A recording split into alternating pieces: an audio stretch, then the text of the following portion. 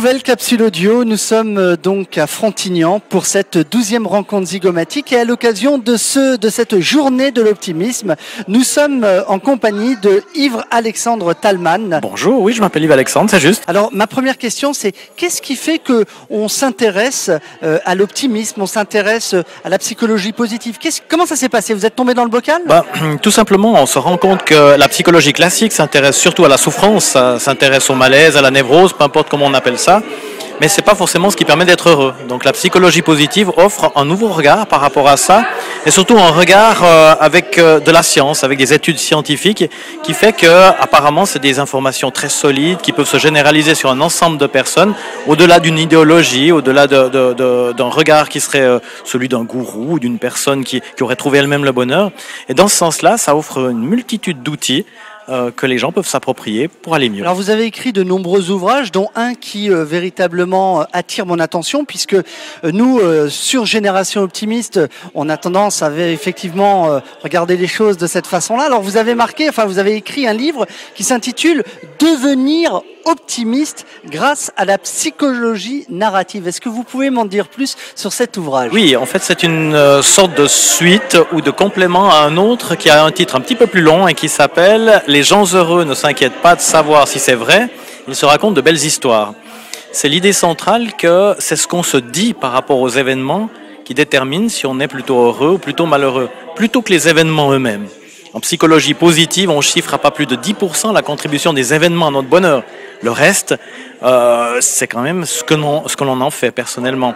Et puis ce livre-là donc met en évidence que les histoires qu'on se raconte sont importantes. Mais après, comment faire pour se raconter de belles histoires?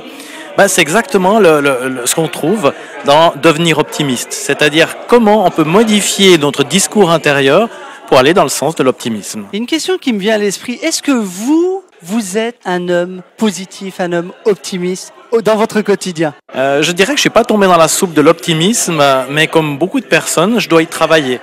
C'est un petit peu comme la méditation ou un entraînement sportif. Quelque part, il faut l'entraîner, il faut le nourrir, il faut le faire. Alors, je ne me décrirais pas comme un optimisme de naissance, mais quelqu'un qui travaille à l'optimisme. Et c'est dans ce sens-là que j'écris aussi des livres, parce que si j'étais tombé dans la soupe, ce serait pas tout à fait la même chose. On pourrait me reprocher, vous êtes optimiste de nature. Je crois pas que c'est le cas, mais je crois qu'avec le temps, je développe aussi de plus en plus une vision optimiste. En somme, vous travaillez comme un sportif de haut niveau, vous travaillez votre optimisme, hein, c'est cela?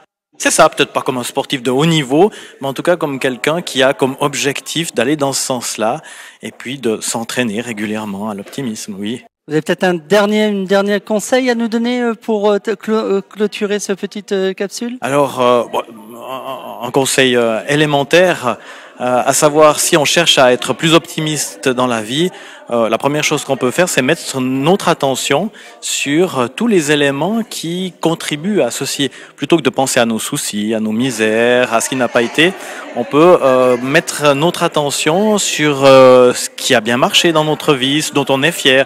On parle de l'esprit de gratitude.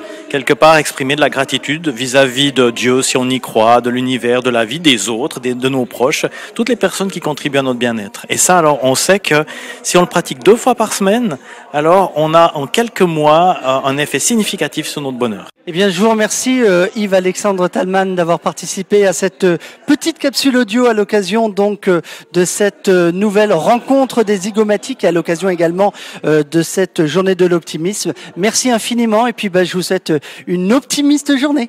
Merci à vous, au revoir.